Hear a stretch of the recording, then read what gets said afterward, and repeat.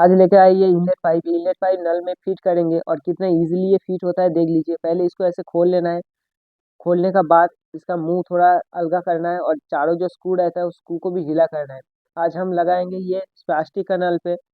ये स्टील का नल अगर होगा तो बहुत अच्छा रहता है, अगर प्लास्टिक का नल होगा तो भी चल जाएगा, लेकिन इसमें स्क्रू को ढीला करके लगाना है।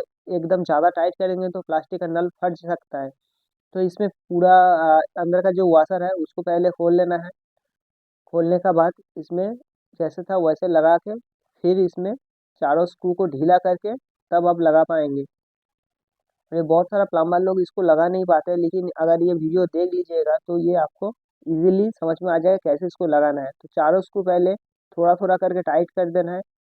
फिर जितना आपका नल ले सकता है उसी हिसाब से थोड़ा थोड़ा प्रेशर दे के इसमें टाइट करना है, क्योंकि ये प्लास्टिक का नल है, अगर ज़्यादा आप प्रेशर देंगे तो वो फट जाएगा।